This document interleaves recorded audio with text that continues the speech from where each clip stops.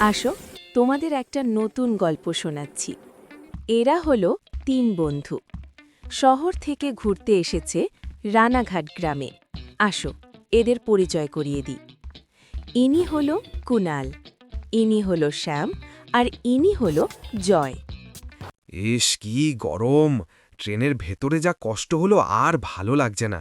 চল চল তাড়াতাড়ি চল, সন্ধে নামতে চলল। হ্যারি শ্যাম, তুই ঠিক বলেছিস।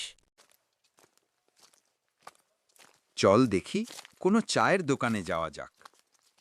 বলুন, আপনারা কি খাবেন, কি লাগবে আপনাদের? দেন দেখি 3 কাপ চা 3 জনকে ভালো করে বানিয়ে দেন।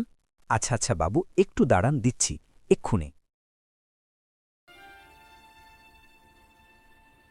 চাটা খুব সুন্দর বানিয়েছে তো বেশ। হঠাৎ খেয়াল করে চারপাশে মানুষ নেই, আর চারিদিকটা নির্ঝুম হয়ে আছে। স্টেশনের আলোটা কেমন হলদেটে, আর বাতাসটাও ঠান্ডা। ভাই, চারিদিকটা নির্ঝুম কেন এত?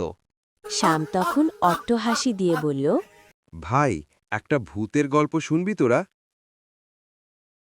কিন্তু জয় মোবাইল বের করে বলে। অদ্ভুত, আমার ফোনে নেট নেই, ঘড়িও ঠিক টাইম দেখাচ্ছে না। হঠাৎ লক্ষ্য করে 3 বন্ধু টিক টিক শব্দটা জোরে ভেসে আসে। প্ল্যাটফর্মের এক কোণে ঝুলে থাকা পুরনো ঘড়িটার কাঁটা ঠিক 12টায় এসে থেমে যায়।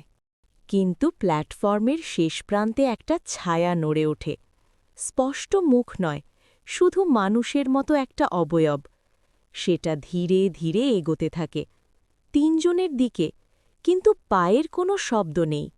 কাছে এসে হাওয়ায় মিলিয়ে গেল। অমনি ভয়ে কুনাল চেঁচিয়ে এখান ওঠে। থেকে বেরোতে হবে এক্ষুনি আমাদেরকে। ঠিক তখনই 3 জন দৌড়তে শুরু করে সামনের দিকে। যতই দৌড়ায়, প্ল্যাটফর্ম যেন আর শেষই হয় না। ঘড়ির টিক টিক শব্দটা আরও জোরে হতে থাকে। চোখ খুলে তারা দেখে তারা আবার রানাঘাটের মূল প্ল্যাটফর্মে। লোকজনের ভিতর আর আলো, শব্দ সব স্বাভাবিক।